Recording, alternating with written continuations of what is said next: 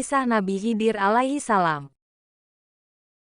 Sebelum lanjut, mohon untuk subscribe terlebih dahulu dan tekan tanda loncengnya. Terima kasih. Salah satu kisah Al-Quran yang sangat mengagumkan dan dipenuhi dengan misteri adalah kisah seseorang hamba yang Allah Subhanahu wa Ta'ala memberinya rahmat dari sisinya dan mengajarinya ilmu. Kisah tersebut terdapat dalam surah Al-Kahfi di mana ayat-ayatnya dimulai dengan cerita Nabi Musa, yaitu, "Dan ingatlah ketika Musa berkata kepada muridnya, Aku tidak akan berhenti berjalan sebelum sampai ke pertemuan dua buah lautan, atau aku akan berjalan-jalan sampai bertahun-tahun." Quran Surah Al-Kahfi ayat 60. Kalimat yang samar menunjukkan bahwa Musa telah bertekad untuk meneruskan perjalanan selama waktu yang cukup lama kecuali jika beliau mampu mencapai Majma' Al-Bahrain. Pertemuan dua buah lautan. Di sana terdapat suatu perjanjian penting yang dinanti-nanti oleh Musa ketika beliau sampai di Majma' Al-Bahrain. Anda dapat merenungkan betapa tempat itu sangat misterius dan samar. Para musafir telah merasakan keletihan dalam waktu yang lama untuk mengetahui hakikat tempat ini. Ada yang mengatakan bahwa tempat itu adalah Laut Persia dan Romawi. Ada yang mengatakan lagi bahwa itu adalah Laut Jordania atau Kulsum. Ada yang mengatakan juga bahwa itu berada di Tanjah. Ada yang berpendapat itu terletak di Afrika. Ada lagi yang mengatakan bahwa itu adalah Laut Andalus. Tetapi mereka tidak dapat menunjukkan bukti yang kuat dari tempat-tempat itu. Seandainya tempat itu harus disebutkan, niscaya Allah Subhanahu wa Ta'ala akan menyebutkannya. Namun Al-Quran Al-Karim sengaja menyembunyikan tempat itu. Sebagaimana Al-Quran tidak menyebutkan kapan itu terjadi. Begitu juga, Al-Quran tidak menyebutkan nama-nama orang-orang yang terdapat dalam kisah itu karena adanya hikmah yang tinggi yang kita tidak mengetahuinya. Kisah tersebut berhubungan dengan suatu ilmu yang tidak kita miliki, karena biasanya ilmu yang kita kuasai berkaitan dengan sebab-sebab tertentu, dan tidak juga ia berkaitan dengan ilmu para nabi karena biasanya ilmu para nabi berdasarkan wahyu. Kita sekarang berhadapan dengan suatu ilmu dari suatu hakikat yang samar. Ilmu yang berkaitan dengan takdir yang sangat tinggi. Ilmu yang dipenuhi dengan rangkaian tabir yang tebal.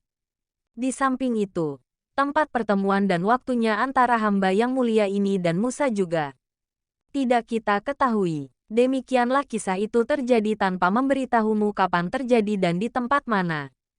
Al-Quran sengaja menyembunyikan hal itu. Bahkan Al-Quran sengaja menyembunyikan pahlawan dari kisah ini. Allah Subhanahu wa Ta'ala mengisyaratkan hal tersebut dalam firman-Nya. Seorang hamba di antara hamba-hamba kami, yang telah kami berikan kepadanya rahmat dari sisi kami, dan yang telah kami ajarkan kepadanya ilmu dari sisi kami. Quran Surah Al-Kahfi ayat 65. Al-Quran Al-Karim tidak menyebutkan siapa nama hamba yang dimaksud, yaitu seorang hamba yang dicari oleh Musa agar ia dapat belajar darinya. Nabi Musa adalah seseorang yang diajak berbicara langsung oleh Allah Subhanahu wa Ta'ala dan ia salah seorang ulul azmi dari para rasul. Beliau adalah pemilik mukjizat tongkat dan tangan yang bercahaya dan seorang nabi yang Taurat diturunkan kepadanya tanpa melalui perantara. Namun dalam kisah ini, beliau menjadi seorang pencari ilmu yang sederhana yang harus belajar kepada gurunya dan menahan penderitaan di tengah-tengah belajarnya itu. Lalu, siapakah gurunya atau pengajarnya? Pengajarnya adalah seorang hamba yang tidak disebutkan namanya dalam Al-Quran meskipun dalam hadis yang suci disebutkan bahwa ia adalah Khidir alaihi salam. Musa berjalan bersama hamba yang menerima ilmunya dari Allah Subhanahu wa Ta'ala tanpa sebab-sebab penerimaan ilmu yang biasa kita ketahui. Mula-mula Khidir menolak ditemani oleh Musa. Khidir memberitahu Musa bahwa ia tidak akan mampu bersabar bersamanya. Akhirnya, Khidir mau ditemani oleh Musa tapi dengan syarat, hendaklah ia tidak bertanya tentang apa yang dilakukan Khidir sehingga Khidir menceritakan kepadanya. Nabi Khidir merupakan simbol ketenangan dan diam. Ia tidak berbicara dan gerak-geriknya menimbulkan kegelisahan dan kebingungan dalam diri Musa. Sebagian tindakan yang dilakukan oleh Khidir jelas-jelas dianggap sebagai kejahatan di mata Musa. Sebagian tindakan Khidir yang lain dianggap Musa sebagai hal yang tidak memiliki arti apapun. Dan tindakan yang lain justru membuat Musa bingung dan membuatnya menentang. Meskipun Musa memiliki ilmu yang tinggi dan kedudukan yang luar biasa, namun beliau mendapati dirinya dalam keadaan kebingungan melihat perilaku hamba yang mendapatkan karunia ilmunya dari sisi Allah Subhanahu wa Ta'ala. Ilmu Musa yang berlandaskan syariat menjadi bingung ketika menghadapi ilmu hamba ini yang berlandaskan hakikat. Syariat merupakan bagian dari hakikat. Terkadang hakikat menjadi hal yang sangat samar sehingga para nabi pun sulit memahaminya. Nabi Musa alaihi salam berbicara di tengah-tengah Bani Israel. Ia mengajak mereka untuk menyembah Allah Subhanahu wa Ta'ala dan menceritakan kepada mereka tentang kebenaran. Pembicaraan Nabi Musa sangat komprehensif dan tepat. Setelah beliau menyampaikan pembicaraannya, salah seorang Bani Israel bertanya, "Apakah ada di muka bumi seseorang yang lebih alim darimu, wahai Nabi Allah?" Dengan nada emosi, Musa menjawab, "Tidak ada." Allah Subhanahu wa Ta'ala tidak setuju dengan jawaban Musa. Lalu Allah Subhanahu wa Ta'ala mengutus Jibril untuk bertanya kepadanya, "Wahai Musa, tidakkah engkau mengetahui di mana Allah Subhanahu wa Ta'ala meletakkan ilmunya?" Musa mengetahui bahwa ia terburu-buru mengambil suatu keputusan. Jibril kembali berkata kepadanya, "Sesungguhnya Allah Subhanahu wa Ta'ala mempunyai seorang hamba yang berada di Majma' Al-Bahrain yang ia lebih alim daripada kamu." Jiwa Nabi Musa yang mulia rindu untuk menambah ilmu. Lalu timbullah keinginan dalam dirinya untuk pergi dan menemui hamba yang alim ini. Musa bertanya bagaimana ia dapat menemui orang alim itu. Kemudian ia mendapatkan perintah untuk pergi dan membawa ikan di keranjang. Ketika ikan itu hidup dan melompat ke lautan, maka di tempat itulah Musa akan menemui hamba yang alim. Akhirnya, Musa pergi guna mencari ilmu dan beliau ditemani oleh seorang pembantunya yang masih muda. Pemuda itu membawa ikan di keranjang. Kemudian mereka berdua pergi untuk mencari hamba yang alim dan saleh. Tempat yang mereka cari adalah tempat yang sangat samar dan masalah ini berkaitan dengan hidupnya ikan di keranjang dan kemudian ikan itu akan melompat ke laut.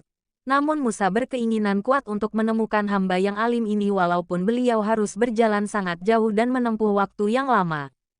Musa berkata kepada pembantunya, "Aku tidak memberimu tugas apapun kecuali engkau memberitahuku di mana ikan itu akan berpisah denganmu." Pemuda atau pembantunya berkata, "Sungguh engkau hanya memberi aku tugas yang tidak terlalu berat." Kedua orang itu sampai di suatu batu di sisi laut. Musa tidak kuat lagi menahan rasa kantuk sedangkan pembantunya masih bergadang. Angin bergerak ke tepi lautan sehingga ikan itu bergerak dan hidup lalu melompat ke laut.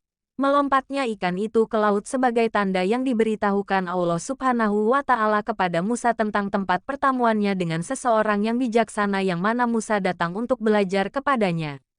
Musa bangkit dari tidurnya dan tidak mengetahui bahwa ikan yang dibawanya telah melompat ke laut sedangkan pembantunya lupa untuk menceritakan peristiwa yang terjadi. Lalu Musa bersama pemuda itu melanjutkan perjalanan dan mereka lupa terhadap ikan yang dibawanya. Kemudian Musa ingat pada makanannya dan ia telah merasakan keletihan. Ia berkata kepada pembantunya, "Coba bawalah kepada kami makanan siang kami. Sungguh kami telah merasakan keletihan akibat dari perjalanan ini." Pembantunya mulai ingat tentang apa yang terjadi. Ia pun mengingat bagaimana ikan itu melompat ke lautan. Ia segera menceritakan hal itu kepada Nabi Musa. Ia meminta maaf kepada Nabi Musa karena lupa menceritakan hal itu. Setan telah melupakannya. Keanehan. Apapun yang menyertai peristiwa itu. Yang jelas ikan itu memang benar-benar berjalan dan bergerak di lautan dengan suatu cara yang mengagumkan. Nabi Musa merasa gembira melihat ikan itu hidup kembali di lautan dan ia berkata, "Demikianlah yang kita inginkan." Melompatnya ikan itu ke lautan adalah sebagai tanda bahwa di tempat itulah mereka akan bertemu dengan seseorang lelaki yang alim. Nabi Musa dan pembantunya kembali dan menelusuri tempat yang dilaluinya sampai ke tempat yang di situ ikan yang dibawanya bergerak dan menuju ke lautan. Perhatikanlah permulaan kisah. Bagaimana Anda berhadapan dengan suatu kesamaran dan tabir yang tebal di mana ketika Anda menjumpai suatu tabir di depan Anda terpampang maka sebelum tabir itu tersingkap Anda harus berhadapan dengan tabir-tabir yang lain. Akhirnya, Musa sampai di tempat di mana ikan itu melompat. Mereka berdua sampai di batu di mana keduanya tidur di dekat situ. Lalu ikan yang mereka bawa keluar menuju laut. Di sanalah mereka mendapatkan seorang lelaki soleh itu. Seperti yang diceritakan di Al-Quran, lalu mereka bertemu dengan seorang hamba di antara hamba-hamba kami, yang telah kami berikan kepadanya rahmat dari sisi kami, dan yang telah kami ajarkan kepadanya ilmu dari sisi kami. Petik 2. Inilah aspek yang penting dalam kisah itu. Kisah itu terfokus pada sesuatu yang ada di dalam jiwa, bukan tertuju pada hal-hal yang bersifat fisik atau lahiriah. Allah Subhanahu wa Ta'ala berfirman, maka tatkala mereka berjalan sampai ke pertemuan dua buah laut itu, maka mereka lalai akan ikannya. Lalu ikan itu melompat mengambil jalannya ke laut itu. Tatkala mereka berjalan lebih jauh, berkatalah Musa kepada muridnya, bawalah kemari makanan kita. Sesungguhnya kita merasa letih karena perjalanan kita ini. Muridnya menjawab, tahukah kamu tatkala kita mencari tempat berlindung di batu tadi? Maka sesungguhnya aku lupa menceritakan tentang ikan itu dan tidak adalah yang melupakan aku untuk menceritakannya kecuali setan dan ikan itu mengambil jalannya ke laut dengan cara yang aneh sekali. Musa berkata, itulah tempat yang kita cari. Lalu keduanya kembali mengikuti jejak mereka semula. Lalu mereka bertemu dengan seorang hamba di antara hamba-hamba kami, yang telah kami berikan kepadanya rahmat dari sisi kami, dan yang telah kami ajarkan kepadanya ilmu dari sisi kami. Quran Surah Al-Kahfi ayat 61-65. Bukhari mengatakan bahwa Musa dan pembantunya menemukan Khidir di atas sajadah hijau di tengah-tengah lautan. Ketika Musa melihatnya, ia menyampaikan salam kepadanya. Khidir berkata, apakah di bumimu ada salam? Siapa kamu? Musa menjawab, aku adalah Musa. Khidir berkata, bukankah engkau Musa dari Bani Israel? Bagimu salam wahai Nabi dari Bani Israel. Musa berkata, dari mana kamu mengenal saya? Khidir menjawab, sesungguhnya yang mengenalkan kamu kepadaku adalah juga yang memberitahu aku siapa kamu. Lalu, apa yang engkau inginkan wahai Musa? Musa berkata dengan penuh kelembutan dan kesopanan, apakah aku dapat mengikutimu agar engkau dapat mengajariku sesuatu yang engkau telah memperoleh karunia darinya? Khidir berkata, tidakkah cukup di tanganmu Taurat dan bukankah engkau telah mendapatkan wahyu? Sungguh wahai Musa, jika engkau ingin mengikutiku engkau tidak akan mampu bersabar bersamaku. Kita ingin memperhatikan sejenak perbedaan antara pertanyaan Musa yang penuh dengan kesopanan dan kelembutan dan jawaban Khidir yang tegas di mana ia memberitahu Musa bahwa ilmunya tidak harus diketahui oleh Musa, sebagaimana ilmu Musa tidak diketahui oleh Khidir. Para ahli tafsir mengemukakan bahwa Khidir berkata kepada Musa, ilmuku tidak akan engkau ketahui dan engkau tidak akan mampu sabar untuk menanggung derita dalam memperoleh ilmu itu. Aspek-aspek lahiriah yang engkau kuasai tidak dapat menjadi landasan dan ukuran untuk menilai ilmuku. Barangkali engkau akan melihat dalam tindakan-tindakanku yang tidak engkau pahami sebab-sebabnya. Oleh karena itu, wahai Musa, engkau tidak akan mampu bersabar ketika ingin mendapatkan ilmuku. Musa mendapatkan suatu pernyataan yang tegas dari Khidir namun beliau kembali mengharapnya untuk mengizinkannya menyertainya untuk belajar darinya. Musa berkata kepadanya bahwa insya Allah ia akan mendapatinya sebagai orang yang sabar dan tidak akan menentang sedikit pun. Perhatikanlah bagaimana Musa, seorang nabi yang berdialog dengan Allah Subhanahu wa Ta'ala, merendah di hadapan hamba ini dan ia menegaskan bahwa ia tidak akan menentang perintahnya. Nabi Khidir menyatakan bahwa di sana terdapat syarat yang harus dipenuhi Musa jika ia bersikeras ingin menyertainya dan belajar darinya. Musa bertanya tentang syarat ini. Lalu hamba yang saleh ini menentukan agar Musa tidak bertanya sesuatu pun sehingga pada saatnya nanti ia akan mengetahuinya atau hamba yang saleh itu akan memberitahunya. Musa sepakat atas syarat tersebut dan kemudian mereka pun pergi. Perhatikanlah firman Allah Subhanahu wa Ta'ala dalam surah Al-Kahfi. Musa berkata kepadanya, bolehkah aku mengikutimu supaya kamu mengajarkan kepadaku ilmu yang benar di antara ilmu-ilmu yang telah diajarkan kepadamu? Dia menjawab, sesungguhnya kamu sekali-kali tidak akan sanggup sabar bersamaku.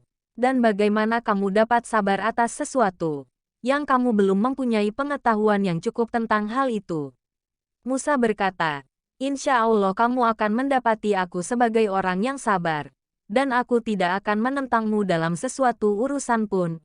Dia berkata, Jika kamu mengikutiku, maka janganlah kamu menanyakan kepadaku tentang sesuatu pun, sampai aku sendiri menerangkannya kepadamu.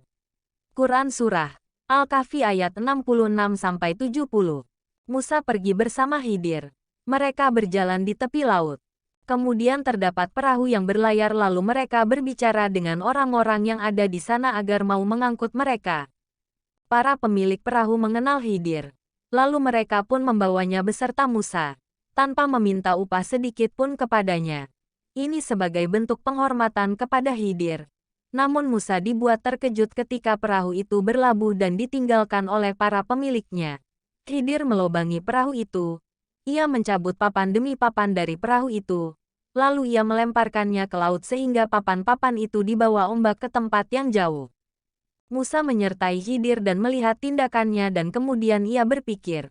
Musa berkata kepada dirinya sendiri, apa yang aku lakukan di sini? Mengapa aku berada di tempat ini dan menemani laki-laki ini? Mengapa aku tidak tinggal bersama Bani Israel dan membacakan kitab Allah Subhanahu wa Ta'ala sehingga mereka taat kepadaku? Sungguh para pemilik perahu ini telah mengangkut kami tanpa meminta upah. Mereka pun memuliakan kami tetapi guruku justru merusak perahu itu dan melobanginya. Tindakan Khidir di mata Musa adalah tindakan yang tercela. Kemudian bangkitlah emosi Musa sebagai bentuk kecemburuannya kepada kebenaran. Ia terdorong untuk bertanya kepada gurunya dan ia lupa tentang syarat yang telah diajukannya. Agar ia tidak bertanya apapun yang terjadi. Musa berkata, apakah engkau melobanginya agar para penumpangnya tenggelam? Sungguh engkau telah melakukan sesuatu yang tercela. Mendengar pertanyaan lugas Musa, Nabi Khidir itu menoleh kepadanya dan menunjukkan bahwa usaha Musa untuk belajar darinya menjadi sia-sia karena Musa tidak mampu lagi bersabar.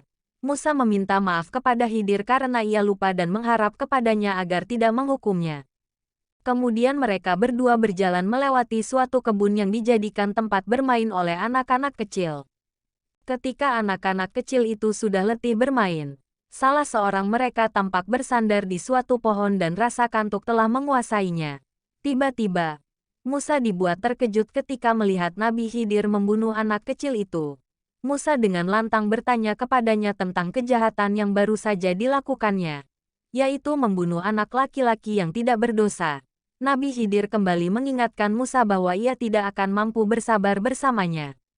Musa meminta maaf kepadanya karena lagi-lagi ia lupa. Musa berjanji tidak akan bertanya lagi. Musa berkata ini adalah kesempatan terakhirku untuk menemanimu. Mereka pun pergi dan meneruskan perjalanan. Mereka memasuki suatu desa yang sangat bakil. Musa tidak mengetahui mengapa mereka berdua pergi ke desa itu dan mengapa tinggal dan bermalam di sana. Makanan yang mereka bawa habis. Lalu mereka meminta makanan kepada penduduk desa itu. Tetapi penduduk itu tidak mau memberi dan tidak mau menjamu mereka. Kemudian datanglah waktu sore. Kedua orang itu ingin beristirahat di sebelah dinding yang hampir roboh. Musa dibuat terkejut ketika melihat hamba itu berusaha membangun dinding yang nyaris roboh itu. Bahkan ia menghabiskan waktu malam untuk memperbaiki dinding itu dan membangunnya seperti baru. Musa sangat heran melihat tindakan gurunya. Bagi Musa, desa yang bakil itu seharusnya tidak layak untuk mendapatkan pekerjaan yang gratis ini. Musa berkata, seandainya engkau mau, engkau bisa mendapat upah atas pembangunan tembok itu. Mendengar perkataan Musa itu, Nabi Khidir berkata kepadanya, ini adalah batas perpisahan antara dirimu dan diriku. Nabi Khidir mengingatkan Musa tentang pertanyaan yang seharusnya tidak dilontarkan dan ia mengingatkannya bahwa pertanyaan yang ketiga adalah akhir dari pertemuan. Kemudian Nabi Khidir menceritakan kepada Musa dan membongkar kesamaran dan kebingungan yang dihadapi Musa. Setiap tindakan hamba yang saleh itu, yang membuat Musa bingung, bukanlah hasil dari rekayasanya atau dari inisiatifnya sendiri. Ia hanya sekadar menjadi jembatan yang digerakkan oleh kehendak yang maha tinggi di mana kehendak yang tinggi ini menyiratkan suatu hikmah yang tersembunyi. Tindakan-tindakan yang secara lahiriah tampak keras namun pada hakikat justru menyembunyikan rahmat dan kasih sayang. Demikianlah bahwa aspek lahiriah bertentangan dengan aspek batiniah. Hal inilah yang tidak diketahui oleh Musa. Meskipun Musa memiliki ilmu yang sangat luas tetapi ilmunya tidak sebanding dengan Nabi Khidir. Ilmu Musa laksana setetes air dibandingkan dengan ilmu Nabi Khidir. Sedangkan Nabi Khidir hanya memperoleh ilmu dari Allah sedikit, sebesar air yang terdapat pada paruh burung yang mengambil dari lautan. Allah Subhanahu wa Ta'ala berfirman, maka berjalanlah keduanya, hingga tatkala keduanya menaiki perahu lalu Khidir melobanginya. Musa berkata, mengapa kamu melobangi perahu itu yang akibatnya kamu menenggelamkan penumpangnya? Sesungguhnya kamu telah berbuat sesuatu kesalahan yang besar. Dia Khidir berkata, bukankah aku telah berkata, sesungguhnya kamu sekali-kali tidak akan sabar bersama dengan aku. Musa berkata, janganlah kamu menghukum aku karena kelupaanku dan janganlah kamu membebani aku dengan sesuatu kesulitan dalam urusanku. Maka berjalanlah keduanya hingga tatkala keduanya berjumpa dengan seorang anak. Maka Khidir membunuhnya. Musa berkata, mengapa kamu membunuh jiwa yang bersih itu? Bukan karena dia membunuh orang lain.